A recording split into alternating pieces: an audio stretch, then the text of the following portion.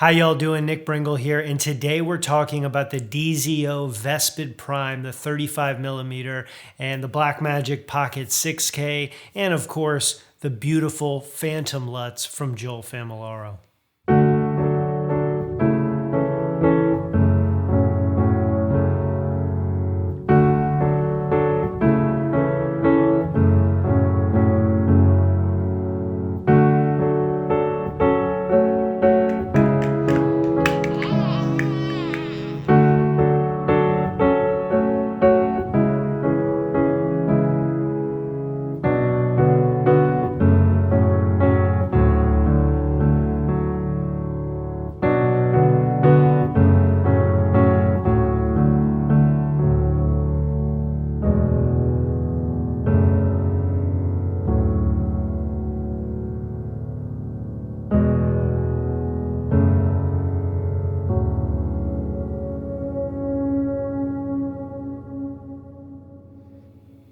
So recently I've been curious about the less expensive cinema lens line from DZO, the Vespid Primes. I really appreciate a prime lens, although I've been pretty much strictly been shooting on the Sigma 18 to 35, which a lot of us have. But when it comes to certain projects, short films, commercials, you name it, there's a gamut of different reasons why you would shoot with different lenses, different equipment. And so I wanted to rent one of these DZO Primes just for future reference, for using it with some projects coming up.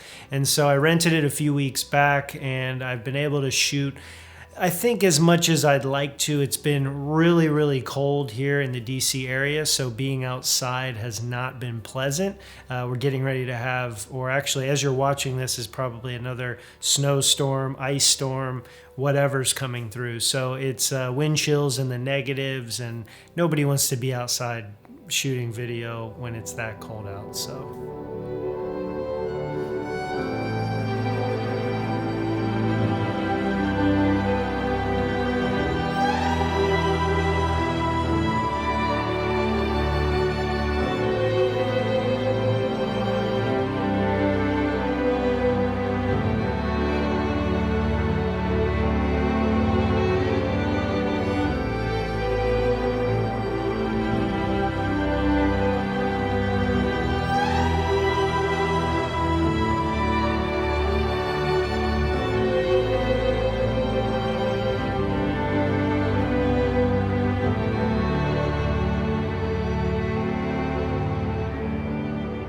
All of the footage that you're seeing in this video was the Blackmagic Pocket 6K in RAW, full 6K, rendered out in a 4K timeline, and all of the color grading, all I did was just slap on DZOFILM's Phantom LUTS, the neutral, ice blue, Utopia. There's a few scattered about. I didn't do any dehancer. I didn't do any film grain, nothing extra. Now this talking head, what you're seeing here, that's going to be a little bit different, a little dehancer, a little more color grading involved in this talking head shot. But as far as the B-roll and anything besides me right here, has nothing except the lens and my eye, and then slapping that LUT on there, and that's it, and exporting it out.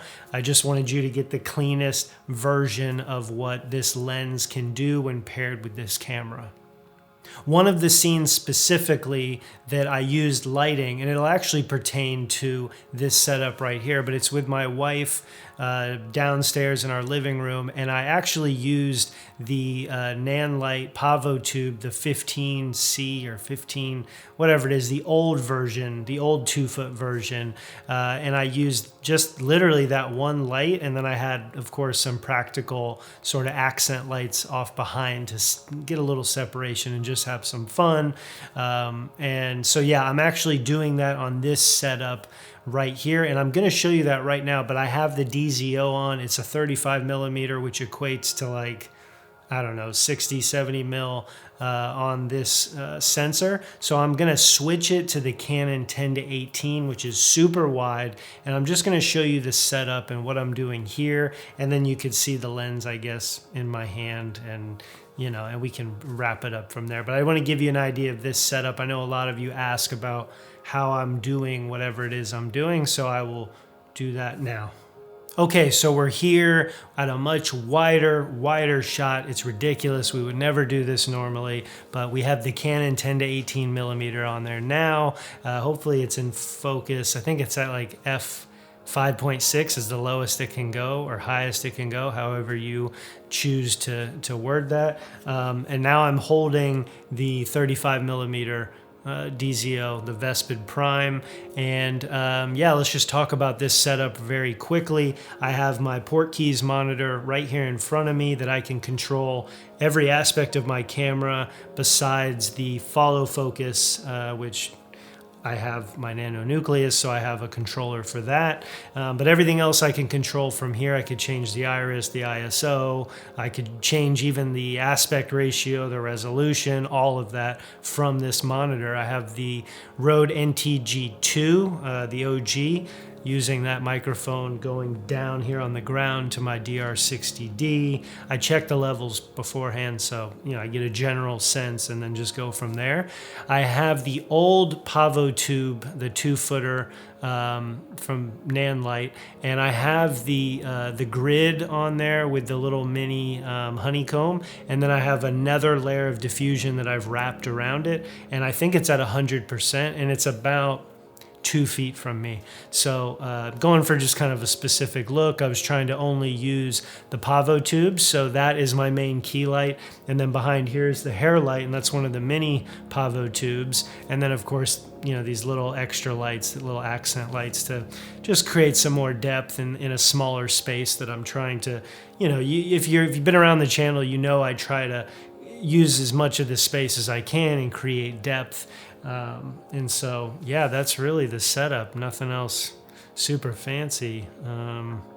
That's it. Yeah. Hello? Oh, I need to return the lens? Oh, okay. So that pretty much wraps it up. I just wanted to give my thoughts and opinions after renting this lens, using it for a few weeks, and just trying to see how it reacts to this camera, my color grading flow, the way I light, and every lens kind of has its own look and feel, and depending on the filtration you're using, depending on obviously ND filters, lights, and just there's so many factors, and so don't take just my interpretation and run with it. I'm sure there's other great videos out there that you can check out as well, but I definitely recommend these lenses. I think they're built really, really nicely, and they look crispy, buttery. They just have a nice roll off, a nice fall off. You don't need to have a mist filter or pro mist or black mist. I didn't use any of that on any of this footage, and I think it did really well, and it complements the skin pretty nicely. So yeah, I got nothing else for you. So if you like this video and you're not subscribed, go watch some of my other content. Consider subscribing, and until then, go create something, and we'll see you in the next one. I'm Nick Brengle, and I approve this message. Oh, to the camera. I'm Nick Brengle, and I approve this message. What do you think? There's nobody else here.